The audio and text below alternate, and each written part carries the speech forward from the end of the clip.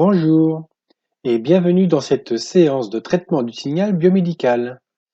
Aujourd'hui, je vais vous introduire une application biomédicale à laquelle j'ai participé en tant que chercheur scientifique du signal. Il s'agit du monitorage Doppler transcrânien.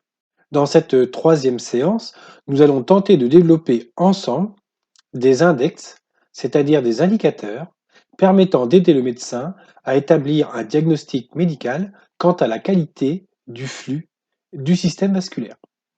Les objectifs d'apprentissage, comme précédemment introduits, sont listés ici, de A jusqu'à I.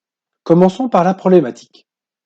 Il s'agit d'un moniteur Doppler transcrânien par ultrason. Nous présentons ici celui de la société Atis Medical avec laquelle j'ai collaboré par le passé. Ce dispositif médical est un outil incontournable aujourd'hui pour évaluer le retentissement, c'est-à-dire l'impact hémodynamique du système vasculaire. Le moniteur Doppler transcrânien par ultrason, et plus simplement le TCD, peut être utilisé pour évaluer les risques ischémiques et hémorragiques au niveau cérébral. Le TCD peut être utilisé dans différents cas de figure, comme listé ci-après. Voici une vidéo de Viasonic qui présente les différentes fonctions de son TCD. Fast, simple, complete, effective. High resolution Doppler. Basic and power MMO. Advanced online and offline processing. Automatic depth detection. Super friendly user interface. Le TCD est basé sur le principe du Doppler pulsé dont le schéma fonctionnel est indiqué en bas. Nous y reviendrons plus tard. En tout cas, le TCD est composé d'une interface graphique avec en haut la représentation du sonogramme, c'est-à-dire l'évolution du flux sanguin, la fréquence Doppler, en fonction du temps. Nous voyons aussi sur la droite les différentes sondes Doppler pulsées, un clavier et une interface de réglage.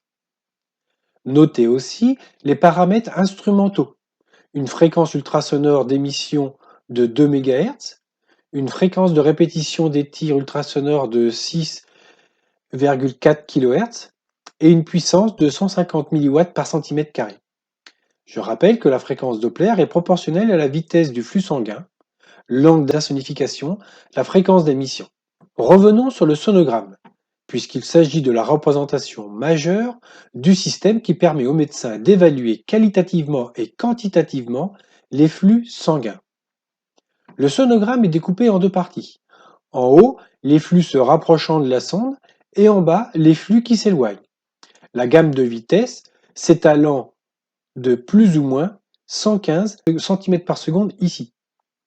Le flux provenant de la carotide moyenne est un flux qui se rapproche de la sonde. Il n'y a pas de flux s'éloignant. Donc la partie basse est codée en noir. Pour quantifier, plusieurs index sont calculés. Deux index sont présentés ici.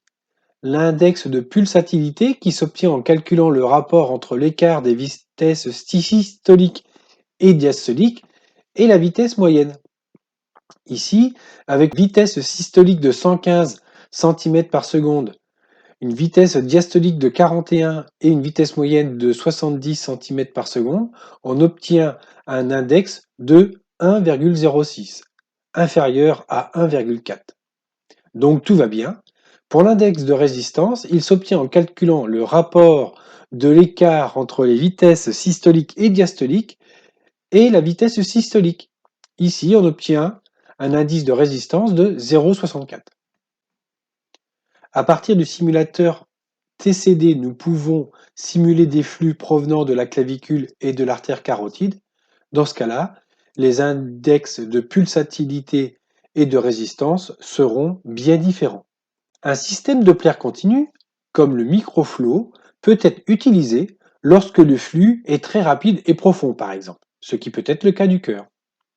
Le schéma fonctionnel du système Doppler continu est indiqué ci-contre.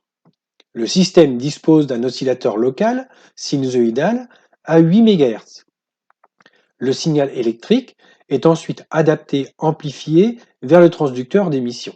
Il correspond à une pastille d'un demi-disque. Le signal reçu à une fréquence légèrement différente en raison du déplacement Doppler, c'est-à-dire Fd plus F0, est capté sur un autre transducteur, l'autre hémidisque. Le signal est ensuite mis en forme au niveau de la réception, amplifié, puis démodulé avec la porteuse de 8 MHz en quadrature et en phase. L'utilisation de filtres et de déphaseurs permet d'obtenir le signal Doppler et les signaux de flux s'éloignant et se rapprochant qu'on peut écouter sur deux haut-parleurs distincts. Le signal Doppler devant être l'image à la fois du flux positif et négatif, et l'information de vitesse étant proportionnelle à l'information de fréquence Doppler, alors le signal Doppler est de nature complexe. Il est composé d'une partie réelle et d'une partie imaginaire. Prenons l'exemple d'un signal émis E de t de forme sinusoïdale. Supposons que le signal reçu soit l'image à la fois de composantes statiques, à la fréquence f0, d'un flux s'éloignant et d'un autre flux se rapprochant. Dans ces conditions, le signal contient trois composantes. Une composante à la fréquence f0, une à la fréquence FRF, donc de reflux, et une à la fréquence FF pour forward. Comme indiqué à droite et au milieu, autour de la fréquence de 20 Hz, il y a une composante à 18 Hz et une composante à 24 Hz. Le signal Doppler, c'est-à-dire après démodulation et filtrage de la composante continue, est composé d'une raie fréquentielle à la fréquence FR, F, et à la fréquence FFF. Il s'agit donc bien de deux exponentielles complexes.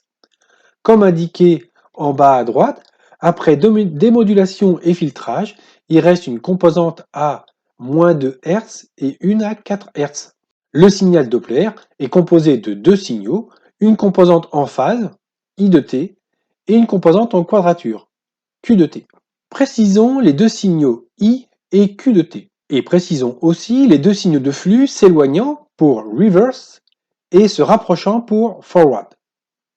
Soit P de t, la porteuse à la fréquence F0.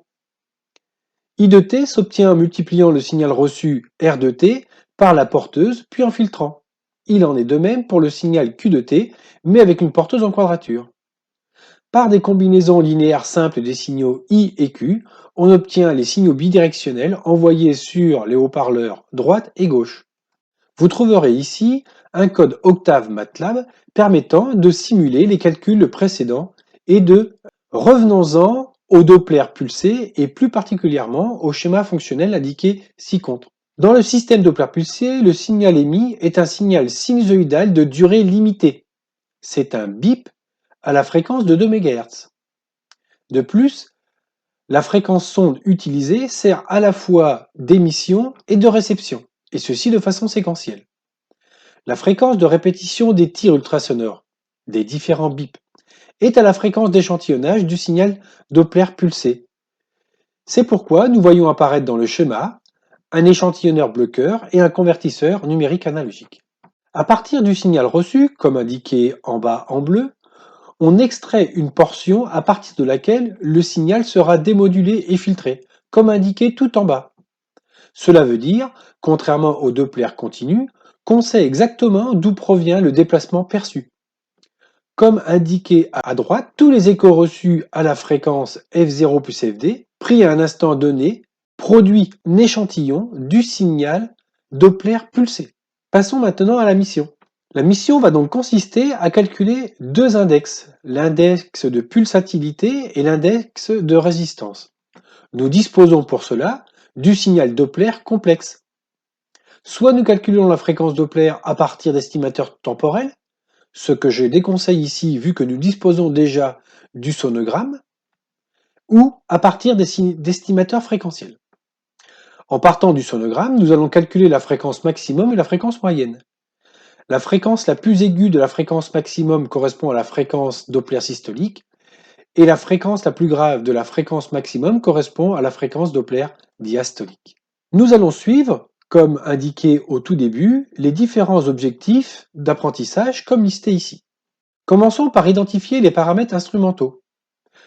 La problématique ayant été indiquée précédemment, il suffit de regarder dans les identifiants du fichier Wave les différents paramètres. On peut aussi les obtenir en chargeant le fichier sous MATLAB. Nous disposons donc d'un signal Doppler au format Wave. Notez que les fonctions de chargement sont différentes pour Octave et MATLAB. Je vous propose aussi d'écouter le fichier Wave avec un lecteur comme VLC ou autre. À partir de votre écoute, essayez de caractériser d'un point de vue fréquentiel ce que vous avez entendu. L'enregistrement durant un certain temps, nous allons d'abord limiter sa durée à 10 secondes. Je vous propose aussi de représenter le signal temporellement, fréquentiellement et en temps-fréquence pour une durée de 10 secondes. 10 secondes, c'est la durée d'affichage généralement utilisée par les médecins. Nous voyons ici le résultat de la représentation temporelle de la partie réelle et de la partie imaginaire. À cette échelle d'observation, le signal semble de nature stochastique. Est-ce que cela corrobore l'écoute du fichier Wave? Ici, vous trouverez le code pour représenter fréquentiellement le signal Doppler. On voit bien que le spectre des fréquences positives est différent de celui des fréquences négatives. Le spectre semble bruité, avec quand même une forme en cloche, avec une longue queue vers les hautes fréquences. Le sonogramme s'obtient à partir de la fonction spectrogramme ou specgramme. Il s'agit d'une représentation qui est la concaténation des spectres calculés sur des portions de signaux de petite durée, plus ou moins jointives. Chaque ligne verticale correspond à un spectre dont les niveaux d'amplitude sont codés en couleur. Maintenant, passons au travail. Il s'agit de compléter le code. Après quelques minutes, nous voyons le sonogramme des 10 premières secondes avec la fréquence maximum superposée avec des points noirs, la fréquence maximum lissée, la fréquence moyenne en vert. Le calcul des index à partir de la valeur moyenne des fréquences systoliques, diastoliques et moyennes conduit à un index de résistance de 0,6 et un index de pulsatilité à 1,39, ce qui correspond à des signatures normales dans ce cas de figure. Pour aller plus loin, je vous propose un bonus sur la notion de signal analytique. Le signal analytique est un signal complexe pour lequel les fréquences négatives sont nulles. Il n'y a pas d'énergie pour les fréquences négatives.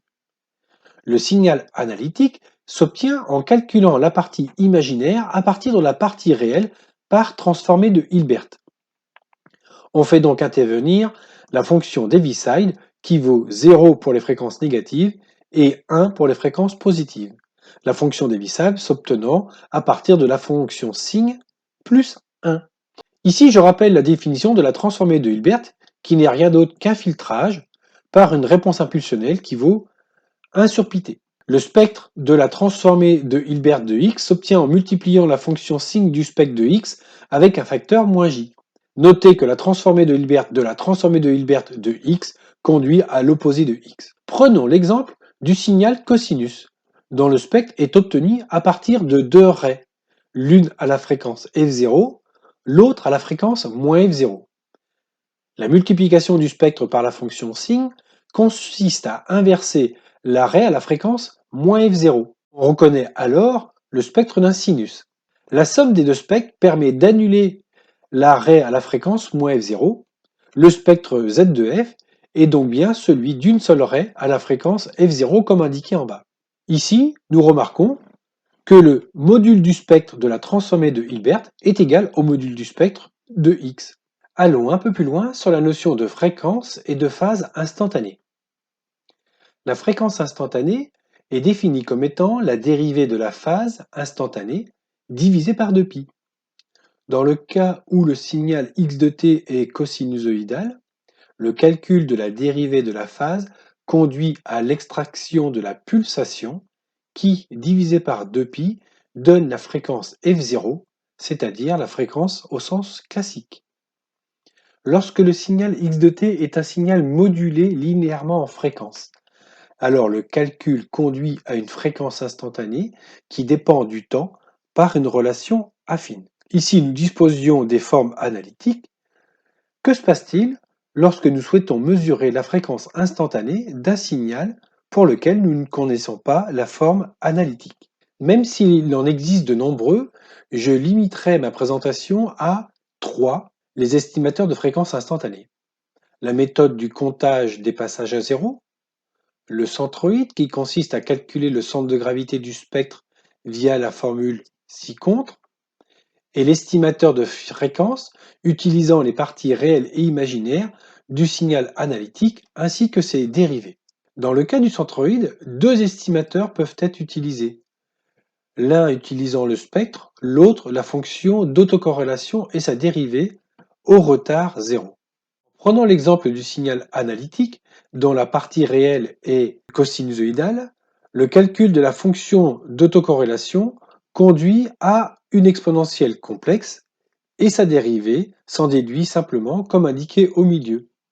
Le calcul de la fréquence centroïde conduit alors à la définition de la fréquence classique. Le calcul de la phase instantanée fait apparaître l'arc-tangente des parties imaginaires et réelles.